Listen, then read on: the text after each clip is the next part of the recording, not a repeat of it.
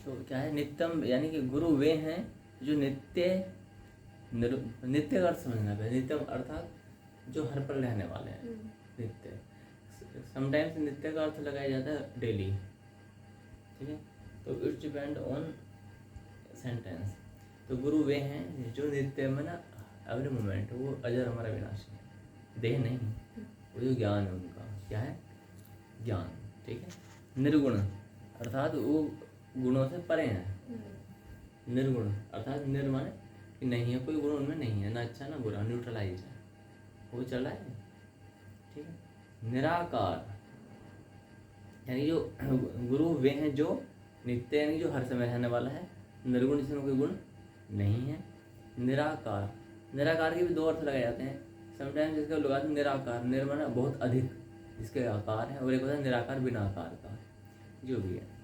परम ब्रह्म का बोध देते हुए, क्या देते हुए, बोधयंता परस्परम, गीता में भी आता है, भगवान कृष्ण ने भी कहा बोधयत परम, यहाँ पर भी कहा बोध शब्द है, बहुत कॉन्संट्रेट करना। बोध क्या है, बोध। तो परम ब्रह्म का बोध देते हुए, यदि आप धार्मिक हो, आपको ज्ञान है और आप उस ज्ञान को कहीं शेयर नहीं कर रहे हो, तो ये एक अपराध है। क्या है, अपराध। आपको चाहिए कि परम बोध आप अपने आजू बाजू में देते रहें, माने या ना माने। संभव हो सके तो अपने सीनियर्स को क्या, जूनियर्स को क्या, जो भी हो सकता है उनको दो, ठीक है।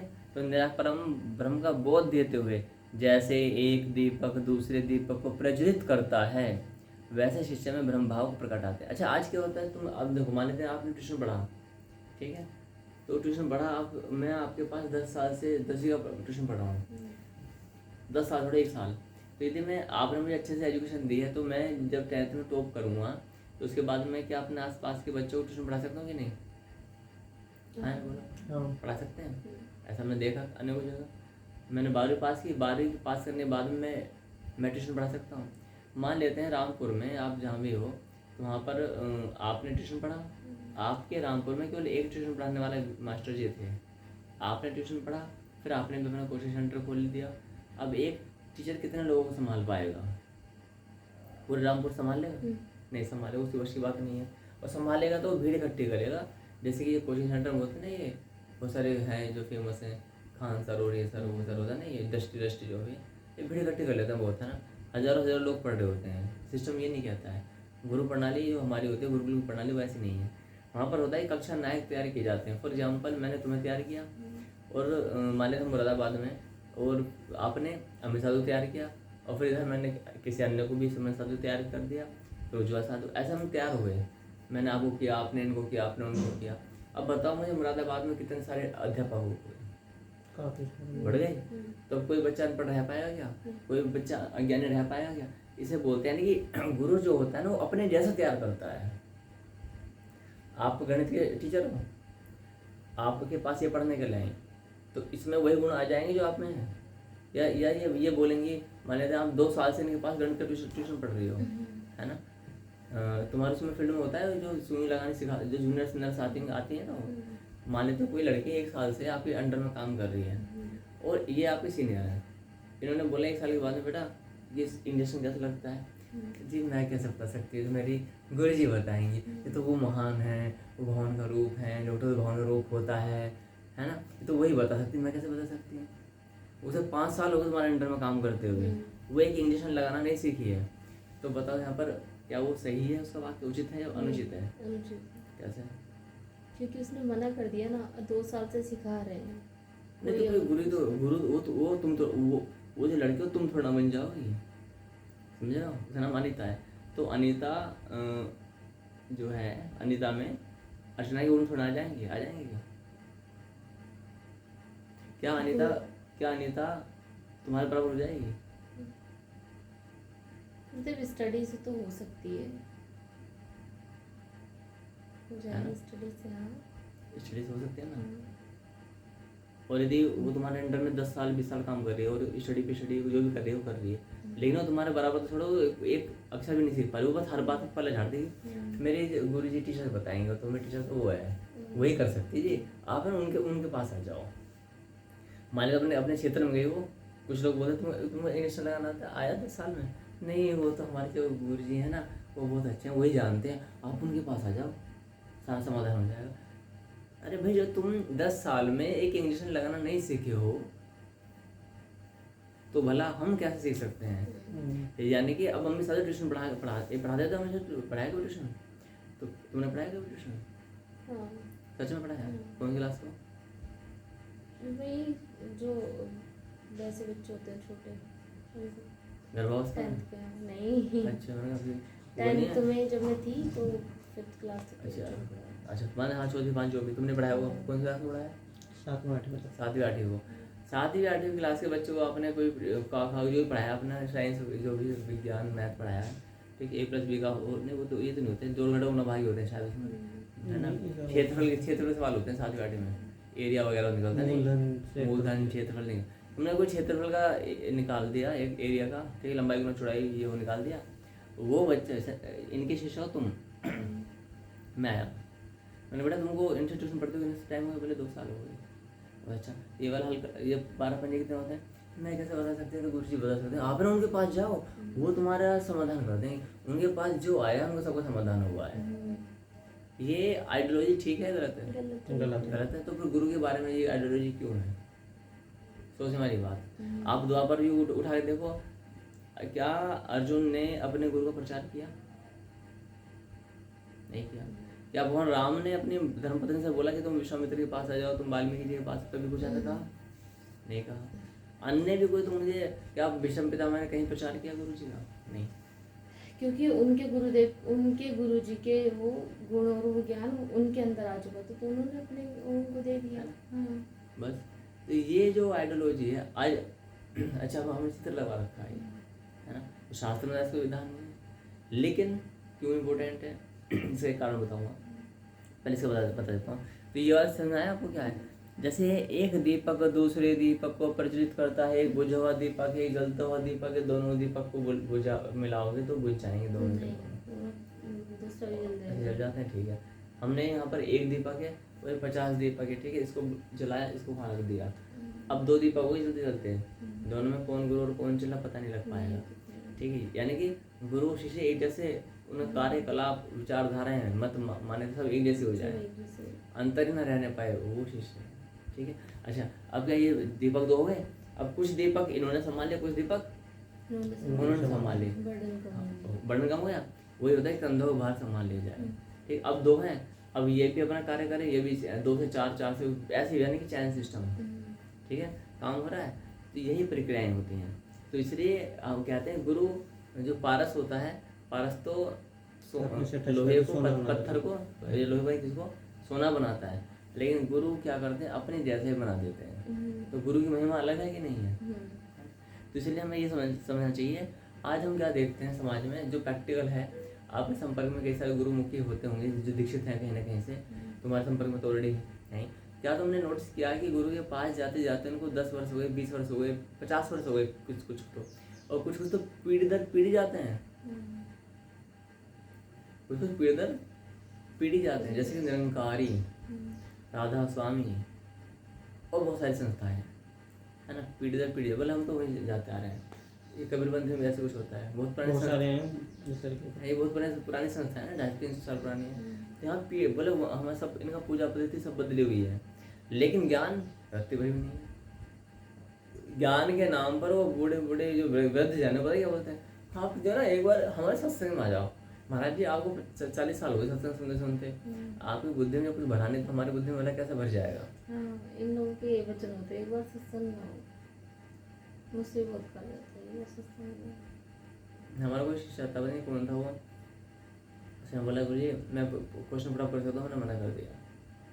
हमने कहा चल तुम ऑर्डर मत करना। भाई पता नहीं कौन था, स्माइल शादी थी या आकाश होती या तुम थी, नहीं पता कहाँ के लिए, ये नहीं पता कि सत्संग हो रहा था तो किसी और का, तो उसने बोला शायद शीला शादी थी। वो जी क्या मैं प्रश्न कर सकती हूँ शीला शादी? तो हाँ शीला शादी शायद, तो फिर मैंने मना कर दिया नहीं है। अच्छा वो उसमें कहीं कभी उसमें ना उनके यहाँ पर कोई है, पता नहीं किन को पूछते हैं वो तो सारे। तो यहाँ पर इसका अर्थ समझ में आया? कितने मिनट हो गए चलते चलते? 9 मिनट है ना, 9 मिनट। अब 9 मिनट मैंने को स्क्रीन कर दिया लगभग, ठीक है। तुमने उधर क्यों देखा? देखना नहीं, टाइम को देख के नहीं करेगी, 9 मिनट बहुत हो गए। नहीं, जैसा भी मैंने तुम्हें बोला ना, जैसे मैंने उनको बोला ना, तो जैसा तुमने उन्हें देखा है, तो इसका अर्थ पता है क्या निकलता बताओ? 9 मिनट में क्या ही मैं 5 मिनट में गई थी, 5 मिनट को देखा। मैं भी यही सोची कि 3 मिनट बोला था गुरुदेव ने, और गुरुदेव ने इतना लंबा सुनाया, 9 मिनट हो गए। नहीं 5 मिनट का टाइम दिया है। 5 मिनट दिया था, मुझे 3 मिनट का ध्यान है। तो ये जो बताया हमने ब्रह्म, इसका और भी बहुत सारे एग्जाम्पल तो तुम समझ रहे कि ज्ञान में क्या होता है। ज्ञान का तुम्हें हर जगह करना पड़ेगा। तुम भागवत को तुम भजन भी गाओगे ना, तब भी समझ। तो भी ज्ञान करना पड़ता है। कन्हैया मित्र का नाम उसमें पता भी है? example कन्हैया मित्र देते जानते हो ना, ये जो राम को लाए हैं, वो उसे फेमस है वो। तो वो जब भजन गाते हैं तो वो भी 2-4 शब्द ज्ञान के बोलते हैं तो लोगों की आंती जाती है ना। जानने वाले होते हैं, जानने वाले कौन कौन माता को बुलाना चाहता है, हम बुलाना चाहते जैन हैं। वाले, जागरण जागरण वाले, हाँ वो तो वो भी बोलते हैं। सभी बोलते हैं। ज्ञान यज्ञ के बिना तुम्हारे जो लेक्चरर होते हैं ना, ये भाषण बाजी करते हैं, ये भी कौन बोलते हैं। पॉलिटिशियंस, इनका तो पूरा ही ज्ञान है क्या पूरा ज्ञान है, कोई सा गाना गाना तो सुनाते नहीं है ना। तो इसलिए समझ में आया आपको। तो ये गुरु की महिमा। लेकिन जो आज तुम समाज में देखते हो ना, यदि तुम गुरु के पास में आ रहे हो और तुम्हारा वहाँ से आध्यात्मिक विकास नहीं हो रहा है, तो तुम्हारा आना बेकार, तो लाभ नहीं है। और आध्यात्मिक विकास का अर्थ होता है भौतिक जगत से तुम्हारी जड़ें कट जाएं या कटें या ना और आध्यात्मिक से जुड़ जाओ। हाँ, हमारा काटना ना काटना doesn't matter, we don't care कि तुम्हारी जड़ें कट रही है नहीं कट रही है। तुम्हारी जड़ें भले ही उसमें घसी पड़, लेकिन तुम्हारी फुलंग डाली शाखाएं ना सब आध्यात्मिक हो जाए। तो भले ही तुम्हें जो भी एनर्जी है, जैसे एग्जाम्पल, और तुम्हें एनर्जी कहाँ से मिली जानते हो क्या? पास्ट लाइफ से एनर्जी मिली है। टक्कर, जिसे हम टक्कर बोलते हैं, नेगेटिव एनर्जी है ना, तुमने उस नेगेटिव एनर्जी को पॉजिटिव में बदल दिया। तो कई बार होता है हम साधु वाले इस कारण से आ रहे हैं, हम टीस लगी है, इन्हें किसी ने बोल दिया तू ज्ञान कर ही नहीं सकता, 70 जन्म लग जाएंगे। अब इनका उद्देश्य भगवान से प्रेम नहीं है, प्रेम गलत साबित करना। हाँ, इनका उद्देश्य तो उसे गलत साबित करना। ठीक है, हमें कोई लेना देना नहीं है। क्या अर्जुन का उद्देश्य भीष्म पितामह को मारना था? नहीं था। उनका उद्देश्य था अपने गुरु की आज्ञा का पालन करना, खत्म का। ये चीज़ें यहाँ पर समझना। तो उसी प्रकार से यहाँ पर तुम किस भाव से आ रहे हो, क्या वो हमें मैटर नहीं करता। बट जितने भी तुम्हारी टाइमिंग है, तुम्हें क्या करना है यहाँ पर, तुम्हारे जड़े भले ही कहीं पर भी हो, लेकिन तुम्हारे फूल, यानी कि जो फूल समझते हो क्या होता है, जो जहाँ तुम अभी जो तुम उत्पन्न कर रहे हो, है ना। और बीज बन क्या होगा, जैसे उदाहरण करो मेरा बीज कहाँ पर है, तुम, हम भी हैं। शिष्य क्या गुरु का बीज ही तो है भाई। हम जहाँ तुम जहाँ फूटोगे ना, मिस अपना उत्पन्न हो जाओगे ना इस तरह से। तो जो तुम्हारे पुष्प, पत्ते, डालियाँ, शाखाएं, सब तुम्हारा क्या होना चाहिए, करिष्म तब की ओर हो। जड़ें कहाँ पर है क्या डजंट मैटर। लेकिन जो तुम्हारी एनर्जी मिलती है, जब हम धर्म में आते हैं, धर्म में नाना प्रकार के कारणों से व्यक्ति आता है। तो भगवदगीता के कंटेंट में आते हैं अर्थात जिज्ञासु, ज्ञान तुमने पढ़ा होगा, है ना। 4 प्रकार के मुख्य रीजन्स होते हैं। तो भगवान कहते हैं चारों अच्छे हैं। भगवान कहते हैं चारों अच्छे हैं, किसी भी तरीके से हम पता क्या सोचते हैं, मुझे हम तो बहुत पापी हैं, हम तो इतने मान लो कि हत्यारा आ जाए, सबसे अधिक जो पापी माना जाता है वो होता है ब्रह्म हत्यारा, ब्राह्मण को मारने वाला। कौन होता है? ब्रह्म हत्यारा। या गुरु पत्नी गमन करने वाला, यानी कि गुरु की पत्नी के साथ दुराचार करने वाला। ये जो दो चार जो पाप है ना, ये सबसे अधिक माने गए हैं। तो ब्रह्म हत्यारा जो ब्राह्मण को मार दे या मारे से पिटाई करे, ब्राह्मण को मार दे, वध कर दे। क्योंकि हमारी तरफ एक थे, वो मर गए, उन्होंने पिटाई करी थी ब्राह्मण की, तो वो भी दोष है। उसका तो लिखा हुआ तो महाभारत बैठे में क्या क्या होता है। इस जन्म में नहीं होने का भले वापस तो पिटाई, हाँ हो जाए तो अच्छा, वो भी बताऊँ। दंड विधान चलता सुंदर बताएं। जब से पिटाई करी थी उसके बाद मकान भी किया, नहीं वो अच्छा भगवान दया कर दे। यदि इस जन्म में भोग लेते हैं तो अच्छी बात है। यदि हानि भोगा ना, तो वहाँ ब्याज लग के मिलता है। तो स्पष्ट हुआ। तो ब्रह्म भाव को एक दीपक, जैसे एक दीपक दूसरे, तुम सोचो आज जो करोड़ों शिष्य घूम रहे हैं, इमेजिन करो यदि उन करोड़ों शिष्य में से 1000 में से कोई एक शिष्य भी उनके जैसा निकल जाए, 1000 में से भी, लाखों में से भी ना निकलना। अब जो समस्या तो यही है ना, मतलब देख रहे हैं संसार में उन्हीं का परिवार का कोई ना कोई बैठ जाता है। मैं 1000 में से सुना है, मैं 1000 में से कोई एक बता रहा हूँ। जैसे हमारे दिन देवनंदन अनुचार्य है, तुम्हारे जो ऐसे करके है, ये 1000 शिष्य के इनको टारगेट होना चाहिए, मुझे 1000 में से कोई एक तो निकालना है। स्कूल में क्या होता है, जब तुम टीचिंग करोगे तो वहाँ पर ध्यान देना, वहाँ पर तुमको 100 बच्चे पढ़े तो वो रिजल्ट देना पड़ेगा कि 40 या 60% बच्चे पास, 70-80% देना पड़ता है रिजल्ट। अगर 80% बच्चे 20 बच्चे फेल हो जाते तो हमसे हाहाकार में जाए क्लास में। तुम्हारी क्लास में 100 में से 20 बच्चे फेल हो गए, हाहाकार नहीं बचेगा। 4-5 बच्चों तो छूट है बस, ज़्यादा बच्चे फेल हो रहे हैं ना तो you are disqualified, you are fail, you can't teaching, तुम टीचिंग नहीं कर सकते, छोड़ के जाओ कुछ और करो, चल जाएगा। 20 बच्चे फेल हो गए तो हमें तुम सोचो कि जब 100 में से 20 बच्चे फेल को भी एक्सेप्ट नहीं किया जाता है तो भौतिक जगत, आध्यात्मिक जगत में यदि हम आपको टीचिंग दे रहे हैं प्रॉपर वे में, ठीक है, और आप क्रैक नहीं कर पा रहे हो, यहाँ बात फॉलो भी नहीं की जाती है ना। तो जैसे उसमें लिखा रहता है नैतिक शिक्षा में कि बड़ों का सम्मान करना चाहिए, तो वहाँ पर कंटेंट क्या होता है, वो एग्जाम क्लियर कर पा रहे हैं कि नहीं कर पा रहे, दैट इज द पॉइंट। अब वो सम्मान कर रहे हैं या नहीं कर रहे हैं वो टीचर की गारंटी नहीं है, ऐसे होता है ना। उसमें लिखा होता है नशा नाश की जड़ है, लिखा होता है।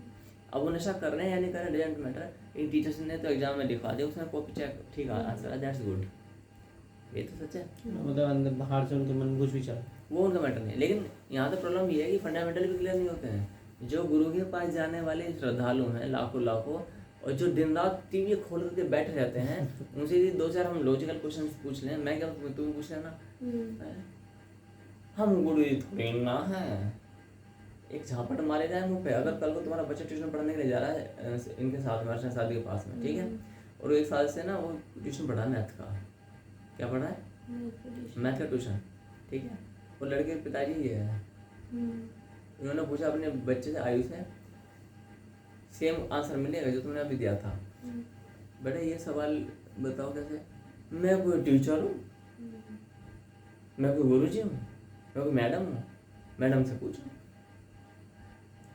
तो उत्तर ठीक है गलत है, गलत टीचर गलत नहीं इसलिए करेंगे। कि 1 साल से वो पढ़ा रहे हैं तो ये तो या पढ़ाई फिर भी जब फिर बेकार है। और तुम आध्यात्म में तुम 10 साल से वहाँ पे नाक रगड़ रहे हो अपनी, तो फिर बेकार है वो भी सब। बेकार है कि नहीं है, हाँ, टाइम वेस्ट कर रहे हो। टाइम वेस्ट करें तो या तो गुरु डिफॉल्ट, अच्छा गुरु डिफॉल्टर या बच्चे डिफॉल्टर हैं, तो यहाँ पर ब्लेम आएगा। सर एक बात बताइएगा, 1 क्लास में 100 बच्चे पढ़ते हैं, क्या 100 में सारे बच्चे पास हो जाते हैं? नहीं होते, बिल्कुल नहीं होते, यू आर राइट। 100 में से मान लीजिए 95 बच्चे पास होते हैं, 90 80 बच्चे पास होते हैं, बट 80 नहीं होंगे तो उस चीज़ को हटाया जाएगा, गारंटी है ना। मैंने माने चलो 80 बच्चे पास होते हैं, तो ये बताओ भाई प्रभु जी, अब आपकी इस करोड़ों में 80% का रिजल्ट तो दिखाओ कहाँ पर है, 80% का रिजल्ट आएगा ना। तो 1 करोड़ में से कि 80 लाख जो तुम्हारे फॉलोअर्स हैं उन्हें नॉलेज है। अगर हम पुरानी चीज़ों में ही देखें तो पुराने जितनी भी संस्थाएं हैं उनमें से भी मतलब इतने करोड़ों शिष्य हुए हैं, पर आज तक जैसे आसाराम बापू के ले लें, उनके शिष्यों में से कोई भी उभर के नहीं आया कि हाँ वो जेल में बैठे तो पता चला कोई भी आगे बोले चलो ठीक है मैं कर रहा हूँ। मजबूरी में आए वो ठप हो गए थे उनके जाने के बाद 16 करोड़ समथिंग उनके, मतलब डायरेक्ट इनडायरेक्ट वे में 16 करोड़ जब तक उनको थे बाहर थे ना, तब तक उन्हें टक्कर में कुछ साधु तो उभरा ही नहीं, कोई भागवताचार्य उस समय कुछ नहीं था इन सबका नाम निशान। वो ये तुम्हारे बड़े बड़े साधु इन्होंने, और रामदेव महाराज हैं टक्कर में कोई है उनके, उन्होंने अपने शिष्यों को क्यों नहीं प्रमोट किया? कम से कम शास्त्र में एक तो चीज़ है, ठीक है, हालांकि मैं ज्ञान के लिए बढ़ाता हूँ, लेकिन चलो ज्ञान है कि मैं नहीं, तो भागवत में हमारे शिष्य कार्य कर रहे हैं, नहीं कर रहे भाई, है ना। तो वाहन सेवा में तो हमारे शिष्य काम कर रहे हैं कि नहीं, और संगठन में तो निश्चित से निकल रहे हैं। तो ये जो हमें समझना है इसको देखना पड़ेगा, ठीक है। तो इसलिए जहाँ पर तुम्हारी भीड़ तुम देखो, जैसे तुम बोला कि हमारे तो गुरु जी वो है, 2-4 क्वेश्चन पढ़ा कर लो, तुमने एग्जाम्पल देना 10वीं पास से आगे से आपको बच्चा ट्यूशन जाए और तुम वो बच्चा तुम्हें आंसर दे कि हमारे गुरु से पूछना, तुम्हें कैसा लगेगा? जो तुम ये बोलते हो कि हमारे गुरु से पूछना, एक बार तो सत्संग चलो, तो वो बोलते हैं पिताजी एक बार तो ट्यूशन में आ जाओ, पिताजी एक बार तुम ट्यूशन में आ जाओ, मेरी मैडम से तुम सवाल पूछना। अरे भाई वो बात तू क्या सीख रहा है, हम कोई ना टीचर हैं, हम उनके जैसे नहीं बन सकते, हम उनके जैसे नहीं बन सकते ना, वो तो गुरु जी हैं, वो टीचर हैं, हम उनके जैसे वो महान हैं, हम उनके जैसे क्या है ये यहाँ से यदि आपने इसको नहीं समझा ना गुरु गीता को, अपना तो नाश है ही, समाज का विनाश हो रखा है। वही वाले साहब को फिर तो एक दीपक जला हुआ है और बुझा हुआ दीपक आया बुझा दिया उसे। हाँ गुरु बुझा मैं, अच्छा अब हाँ एक मैं कुछ यदि आप पता है यहाँ पे क्या आप उस पर मतलब काउंटर अटैक किया था गुरु जी, आप जो ये बोलते हो कि मतलब कि वो गुरु डिफॉल्टर है या फिर स्टूडेंट डिफॉल्टर है, तो ये स्टूडेंट ही डिफॉल्टर है। हमारे गुरु तो ज्ञान देते हैं, हम ही नहीं समझ पाते हैं, क्यों नहीं समझते आप? हम ही नहीं समझ पाते हैं। भाई तुम ट्यूशन पढ़ रहे हो अर्चना साध्वी से और तुम सुरेंद्र से सुई लगाने नहीं जान पा रहे हो, क्या बोलते हैं सर तुम्हारी भाषा में जो बोतल में पाइप निकलता है कैनुला। कैनुला। तुम कैनुला जो होता है उसे नहीं जानते कैसे सिस्टम होता है, लगाना नहीं जानते, वो तो ज़्यादा बड़ा काम तो नहीं है, वो तो कंपाउंडर भी लगा लेते हैं छोटे छोटे क्लिनिक के कम है ना, वो नहीं जान पा रहे हो और तुम बोलते हो कि हमारे हमके गुरु जी थोड़ी ना है, ये नहीं है भाई हमारी गलती है। तो तुम पूछोगे अर्चना साध्वी से कि नहीं डॉक्टर साहब ये कैनुला कैसे लगाया जाएगा, पूछोगे नहीं पूछोगे? तुम क्या करोगे? भले ही डांट के बताओगे, भले डांट, मैं मानता हूँ सुबह 100 बार 200 बार समझाया नहीं समझ में आता तो थोड़ा सा एक टीचर में आ जाता है ना, तो वहीं डांटा नहीं चाहिए। लेकिन समटाइम्स डांट के ही बच्चा सीखता है, अरे भाई वो सीख लेंगे डांट देंगे पिटाई कर देंगे, समटाइम्स पिटाई से बच्चा सीखता है। तो इसलिए ये क्या किसका कर्तव्य हो गया, गुरु का। स्टूडेंट नहीं, स्टूडेंट का कर्तव्य बारम्बार पूछे। तो तुम जो वीडियो देख के स्टेटस रील लगाए जा रहे हो, तुम्हें कुछ ज्ञान है कि नहीं है? और फिर कैसे मूर्ख, मैंने एक वीडियो तुम्हें दिखा दी थी, एक महाराज जी नाम है ना, उनके वीडियो में लिखा हुआ था तार्किकों से दूर रहे। देखा ना, कल की बात है परसों की बात है, लिखा हुआ था। तो वो तो एक मैंने भी भेजी थी, वो जो गंजी सी हैं कि हमारे पास समय कहाँ है, हम तो हाँ वो ऐसे वाली। हाँ, एक और गंजी सी है, नाम ध्यान यार, ये चलो मैं नाम है, ये प्रेमानंद महाराज की वही नहीं हमारे श्रद्धालु।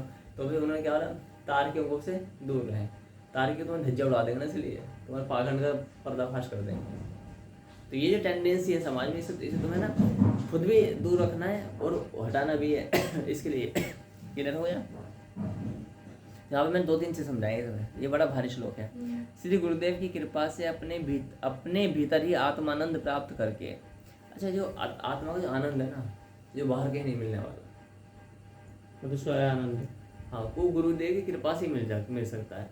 समता में संभाव, समता माने अब जो अम्बेडकर है ना, इन्होंने लिखा समता शिक्षा स्वच्छा ऐसे करके है, इनके डायलॉग लिखे होते हैं, वो गौतम बुद्ध की फोटो लगी रहती है, समता भी नाम आता है समता। तो समता माने होता है संभाव, यानी प्रत्येक मानव जाति के लिए सबके लिए संभव होना चाहिए। अरे समता शब्द आया कहाँ से? सनातन को देना ये, तुम बोलते हमने हिंदू धर्म को त्याग दिया, हमने बौद्ध धर्म को अपना लिया, तो देखा जाए वो वीडियो सुनाई तो उनकी है ना 22 प्रतिज्ञाएं। अगर उन 22 प्रतिज्ञा को धज्जे उड़ाई जाए ना, हम अवतारवाद को नहीं मानते हैं, फिर बोलते हैं हम गौतम बुद्ध को अवतार मानते हैं। गौतम अवतार का अर्थ होता है वहाँ से यहाँ आना, तो वहाँ पे क्या नाम रूप लीला है, उनका नाम बताओ, है ना। और जो उनका शास्त्र लिखा गया वो उसका अभी नहीं बताते शास्त्र में, वो शास्त्र में शिष्यों ने लिखा है। तो वो त्रिपिटक वो त्रिपिटक है। तो आत्म मुक्ति के मार्ग द्वारा शिष्य आत्मज्ञान को उपलब्ध होता है। मुक्ति का जो मार्ग है, जो भगवान की भक्ति का भाव है ना, उसके द्वारा क्या करते हैं हम लोग, आत्मज्ञान को उपलब्ध होता है। और जब आत्मज्ञान हो जाता है कि वास्तव में कौन संसार क्या है, जगत क्या है, ये ज्ञान जो मैं सुना रहा हूँ ना, ये आप सोच रहे हो कि सुबह सुन लिया, शाम सुन लिया, फिर झाड़ू लगाओ, प्रसाद बनाओ, मोटरसाइकिल लेके जाओ, ऐसा नहीं है। ये ज्ञान तुम जब जब संसार में किसी को देख रहे होते हो, उसमें 24 घंटे ये ज्ञान तुम्हारे यहाँ होना चाहिए, यहाँ नहीं काम चाहिए तो आ गया तुरंत। जैसे मैं तुम्हें देख रहा हूँ तो एकदम भाव आना चाहिए, ये आत्मा है, मेरे इष्ट है, ठीक है। 2 चीज़ें हैं, एक तो आत्मा है, दूसरे मेरे इष्ट है। ये कौन है? आत्मा तो है, यानी ये आत्मा के नाम इष्ट है। जब इष्ट शब्द में बोलता तो मेरा मन करेगा मैं तुम्हें सुख दूँ। सुख कौन सा? भौतिक या आध्यात्मिक? आध्यात्मिक। भौतिक में हो सकता है मैं तुम्हें विस्की पिला दूँ, है ना, जिसमें पड़ेगा टूल, ठीक है, और भी कुछ हो सकता है, ठीक। तो आध्यात्मिक सुख देने का अर्थ होता है कि मैं जिसमें तुम भक्ति बढ़े ऐसी क्रियाकलाप तुम्हारे साथ में करूँ, वो सुविधाएं तुम प्रदान करो। किसी भी कारण से तुम्हारा हृदय मेरी ओर से दुखी ना हो, किसी भी कारण से।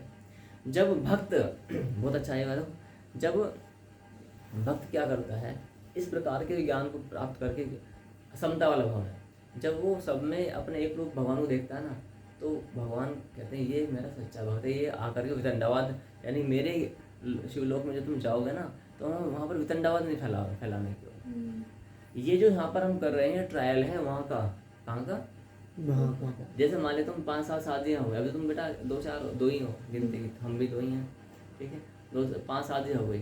5 शादियों में जब यदि ये होने लगे मन ही मन के किसी कोने में हल्की सी बात आई कि फॉर एग्जाम्पल होली जो ना मैं भी एक साथ आई हूँ, अभी तो ऐसा नहीं हो रहा, नहीं आने वाले टाइम ऐसा होगा मतलब 2-2 3-3 व्यक्ति एक साथ आ रहे हैं सेम टाइम पर, तो वहाँ पर क्या होगा, अब सारी सेवाएं तो नहीं कर सकते हो, तुम भी मंदिर संभाल रहे हो, दूसरे मंदिर संभालना संभव है क्या, तुम भी शौचालय साफ कर, दूसरा भी शौचालय साफ कर, संभव है क्या, एक ही टाइम में तुम भी यहाँ झाड़ लो फिर एक टाइम, ये संभव नहीं है, सेवाएं बढ़ी जाती। लेकिन हमेशा बहुत ध्यान सुनना ये भी, यदि सेम उस कंडीशन में जिन श्रद्धालुओं के मन में ये भाव आ गया कि हम दोनों सेम टाइम पर आए हैं, लेकिन फिर भी हम उसे वहाँ पर लगाया है मंदिर और मुझे बाहर लगाया, ये भाव आते ही वो वहाँ से निष्कासित है, कहाँ से, यानी कि एंट्री नहीं है, नो एंट्री। क्यों? क्योंकि उनको गुरु के वचनों में श्रद्धा नहीं थी, दैट इज द पॉइंट। जब राजसूय यज्ञ हुआ तो भगवान, तो जब इनके विभाजन हुआ ना सेवाओं का, तो दुर्योधन को सेवा सौंपी गई कोषाध्यक्ष की, किसके, कोषाध्यक्ष। बड़ा लॉजिक वाला है, इसके पीछे साइंस भी है, क्योंकि जो लोभी मनुष्य होता है, तुम्हारे घर में जो लोभी मनुष्य होगा ना, तो कोषाध्यक्ष ही 2-3 चीज़ें होती हैं देखो, या तो बहुत बड़ा गणितज्ञ हो, या तो बहुत बड़ा गणितज्ञ हो, या बहुत बड़ा सत्यवादी हो, है ना, तब लेकिन भगवान है, उनसे बड़ा गणितज्ञ कौन, उनसे बड़ा सत्यवादी कौन। लेकिन जो एक वरिष्ठ अधिकारी ने कनिष्ठ को, छोटे अधिकारी को एक ऐसी चीज़ सौंपी जिसमें उसकी बुद्धि चकरा जाए। भगवान ने क्या सेवा दी है, पत्थर उठाने की, झाड़ू में सिंपल नॉर्मल वाली, और दुर्योधन को क्या सेवा दी है, बाहर बैठ जाओ, जो भी यहाँ पर आए, यज्ञ होता है ना, यज्ञ में क्या होता है, लाखों लोग आया करते, राजा महाराजा आया करते थे, जैसे आज विवाह होता है, इसी तरह यज्ञ होते थे। अब भी यज्ञ में वही होता है, भागवत होती यज्ञ है, तो लोग आते हैं, तो जो भी दान दक्षिणा देंगे ना, तो उनसे लिखते रहना और चाहते रहना।